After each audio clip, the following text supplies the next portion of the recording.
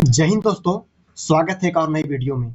आज हम लोग बात करेंगे जो हमारे वर्तमान के शिक्षा मंत्री धर्मेंद्र प्रधान उनके बारे में। आखिर एक समय हुआ करता था 1990 के दशक में, जब धर्मेंद्र प्रधान खुद स्टूडेंट के लिए आवाज़ उठाते थे, लेकिन आज धर्मेंद्र प्रधान के लिए ही आवाज़ स्टूडेंट लोग उठा रहे हैं। आखिर क्या है मामला, चलिए जानते हैं। तो भारत के वर्तमान शिक्षा मंत्री धर्मेंद्र प्रधान जो हैं, उनके खिलाफ छात्र लोग आवाज़ उठा रहे हैं। सोनम वांगचुक सर जो लगभग 26 दिन से अनशन पर थे, लेकिन आज 24 जुलाई को अनशन तोड़े हैं। जेपी नड्डा जो गए थे कुछ मतलब पानी नहीं पिवाकर अनशन तोड़वाए। एंड क्या है आखिर जानते हैं। इनका जो जन्म हुआ था ना, इनका जन्म 26 जून 1969 को उड़ीसा के तालचेर में हुआ था। इनके पिता डॉक्टर देवेंद्र प्रधान भी वाजपेयी सरकार में केंद्रीय राज्य मंत्री रहे हैं। मतलब धर्मेंद्र प्रधान के पिता देवेंद्र प्रधान भी बीजेपी सरकार में केंद्रीय राज्य मंत्री भी रहे हैं। इन्होंने जो शिक्षा जो है ना, उत्कल विश्वविद्यालय से मानव शास्त्र एंथ्रोपोलॉजी में एमए एंड पोस्ट ग्रेजुएट की डिग्री हासिल की। एंड इन्होंने राजनीतिक सफर स्टार्ट कैसे किया, तो विधायक से सांसद तक चली किया है। इनका जो सफर है जानते हैं।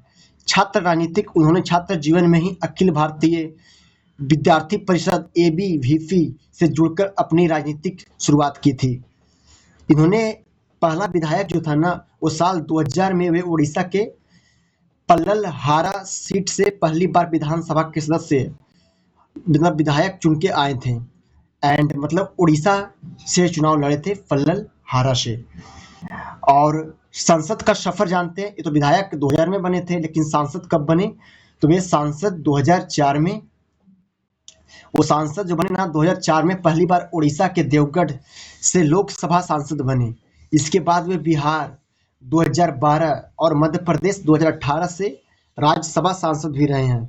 मतलब धर्मेंद्र प्रधान जी जो हैं, वो 2012 में बिहार से राज्यसभा का सांसद रहे हैं। एंड 2018 में मध्य प्रदेश से राज्यसभा का सांसद रहे हैं। एंड इन्होंने 2024 में लोकसभा चुनाव में वे उड़ीसा के संबलपुर सीट से चुनाव जीतकर दोबारा लोकसभा में पहुंचे हैं। एंड आखिर इन्होंने छात्र राजनीतिक जो थे, छात्र राजनीतिक के दौरान बड़े बड़े आंदोलन 1980 और 90 के दशक में हुआ था, इन्होंने जुड़े रहे हैं। कैसे जुड़े रहे हैं, चलिए आगे जानते हैं। क्या थे ना कि इन्होंने पेपर लीक के खिलाफ ऐतिहासिक प्रोटेस्ट किया था। उत्कल विश्वविद्यालय में पढ़ाई के दौरान उन्होंने उड़ीसा में परीक्षा पेपर लीक और भ्रष्टाचार के खिलाफ एक बहुत बड़ा आंदोलन किया था। सोचो, एक खुद जो धर्मेंद्र प्रधान छात्र के लिए आंदोलन करते थे, लेकिन आज धर्मेंद्र प्रधान के लिए छात्र लोग आंदोलन कर रहे हैं कि धर्मेंद्र प्रधान इस्तीफा दो, इस्तीफा दो। क्योंकि वर्तमान में ही तो वे भारत के शिक्षा मंत्री हैं। एंड तो शिक्षा मंत्री के खिलाफ लोग प्रोटेस्ट कर रहे हैं, क्योंकि नीट पेपर लीक बिहार में, बिहार पुलिस, बिहार दरोगा का पेपर लीक, ये सब कई मामला देखने को मिला है। तो एक बार जैसे बम विस्फोट करता है ना, तो उसी प्रकार आंदोलनकारियों ने आंदोलन के रूप में विस्फोट किया यहाँ पे जनता। एंड इन्होंने खुद जो थे धर्मेंद्र प्रधान, वो छात्र के लिए आवाज उठाते थे। और अब पुलिस ने प्रदर्शनकारी छात्रों पर भारी लाठीचार्ज किया, जिसमें धर्मेंद्र प्रधान को गंभीर चोटें आई थी। सोचो, धर्मेंद्र प्रधान भी पुलिस से पिटाए, लेकिन सीख नहीं लिए कि अगर स्टूडेंट लोग को लाठी से पीटा जाए तो क्या करना चाहिए, क्या इस्तीफा देना चाहिए, नहीं देना चाहिए। क्योंकि वे गुजरे हैं, लेकिन पद एक ऐसा होता है, पद और पैसा जिन्हें चाहत सबको रहता है, एंड छोड़ने का मन किसी को नहीं करता है। तो खैर, शायद वो नैतिक कर्तव्य एंड खुद जो आंदोलन किए हैं वो भूल गए हैं। एंड अखिल भारतीय परिषद के राष्ट्रीय सचिव के रूप में उन्होंने देश के अलग अलग हिस्सों में छात्रों की फीस वृद्धि, हॉस्टल की खराब सुविधाओं और शिक्षा के गिरते स्तर के खिलाफ दर्जनों मार्च और धरने आयोजित किए हैं। मतलब जो स्टूडेंट लोग करता है ना, वही धर्मेंद्र प्रधान सब प्रोटेस्ट किए हैं। लेकिन पता नहीं दिमाग क्या कर रहा है, काम कर रहा है या उनको नहीं। खैर, नेक्स्ट देखते हैं क्या ना। उड़ीसा के स्थानीय समस्याओं और सरकार के खिलाफ प्रदर्शन किए थे। बेरोजगारी और विस्थापन के मुद्दे जब वे ओडिशा के भाजपा के युवा मोर्चा के अध्यक्ष और बाद में मुख्य धारा के राजनीतिक में सक्रिय हुए, तब उन्होंने स्थानीय आदिवासियों और किसानों के विस्थापन के लिए कई आंदोलन किए थे। सोचो, जो मतलब आंदोलन के लिए 90 के दशक में जाना जाता हो धर्मेंद्र प्रधान, आज वो तो सब चीज जानते होंगे कि छात्र आंदोलन कैसे करेंगे एंड किस कारण से करेंगे, तब भी इस आंदोलन को रोक नहीं पा रहे हैं। खैर कोई बात नहीं, आगे देखते हैं। एंड बीजेडी सरकार के खिलाफ मोर्चा। ओडिशा में नवीन पटनायक सरकार की नीतियां, कथित भ्रष्टाचार और बेरोजगार के खिलाफ उन्होंने भाजपा कार्यकर्ता के रूप में राज्यव्यापी रैलियां की और गिरफ्तारियां भी दी। एंड सोचो, गिरफ्तार भी किए गए हैं धर्मेंद्र प्रधान, लेकिन खैर मानवे नहीं कर रहे हैं। क्या बात है भाई। राष्ट्रीय स्तर पर पार्टी की राजनीतिक प्रोटेस्ट। यूपीए सरकार के खिलाफ धरने। साल 2004 से 2014 के बीच जब केंद्र में कांग्रेस के नेतृत्व वाली यूपीए सरकार थी, तब धर्मेंद्र प्रधान ने भाजपा के राष्ट्रीय महासचिव और सांसद के रूप में महंगाई, कोयला घोटाले और 2G घोटाले के खिलाफ दिल्ली, उड़ीसा में संसद से लेकर सड़क तक कई विरोध प्रदर्शन का नेतृत्व किया। सोचो, जो आदमी महंगाई, पेपर लीक, कोयला घोटाला, 2G घोटाला के खिलाफ प्रोटेस्ट करता है, लेकिन आज खुद वे पेपर लीक घोटाला कर रहा है। खैर, एक इंसान पर विश्वास और कैसे किया जा सकता है, जैसे धर्मेंद्र प्रधान पर लोग करते हैं। खैर कोई बात नहीं, नेक्स्ट देखते हैं क्या था। धर्मेंद्र प्रधान की आई गंभीर चोटें। सोचो, आंदोलन का नेतृत्व कर रहे धर्मेंद्र प्रधान को पुलिस ने बहुत बेरहमी से पीटा था। ये हम नहीं बोल रहे हैं, ये एनडीटीवी का रिपोर्ट बोल रहा है। इस लाठी चार्ज में उन्हें गंभीर चोटें आई और फ्रैक्चर, हड्डियां भी टूट गई था। सोचो, जिस इंसान को लाठी चार्ज में हड्डियां टूट गया हो, हाथ फ्रैक्चर हो गया हो, गंभीर चोटें आई हो, वो आज खुद पुलिस से करवा रहा है। अगर वो इस्तीफा दे देता तो क्या ना स्टूडेंट लोग प्रोटेस्ट करते, ना ही पुलिस लोग लाठीचार्ज करते। खैर, शायद क्या ही अब बोल सकते हैं भाई इन पे। आज क्यों हो रही है चर्चा, इसकी जानते हैं। तो आज जब धर्मेंद्र प्रधान ने खुद केंद्रीय शिक्षा मंत्री हैं और उनके कार्यकाल में नीट जैसी बड़ी परीक्षाओं में पेपर लीक के आरोप लग रहे हैं, तो सोशल मीडिया पर उनके 1997 के इस आंदोलन की तस्वीरें और खबरें खूब वायरल हो रही है। लोग इस नेता को बड़ा सहयोग मान रहे हैं कि जो नेता कभी खुद पेपर लीक के खिलाफ सड़कों पर खून बहा चुका है, आज छात्र उसी नेता से इस्तीफे की मांग कर रहे हैं। सोचो। खैर, धर्मेंद्र प्रधान जी को सोचने वाली बात है। देखो भाई, किस पर उठा रहा है भाई ये पुलिस लोग। है, इसको गिर देते हैं भाई लोग। अब कहने समझ में आएगा। एंड देखो क्या है ना कि द प्रोटेस्ट टर्न्ड वायलेंट। क्या है ना कि Pradhan's former associate Prashant Root claimed that the police used force against the protester. He said Pradhan was severely beaten and suffered multiple fractures during the लाठी चार्ज। सोचो, उस समय जब multiple fracture and लाठी चार्ज हुआ था, तो multiple fracture से गुजर चुके हैं भाई। तब फिर धर्मेंद्र प्रधान ठेठ हो चुके हैं भाई, क्या बोल नहीं सकता है इनको।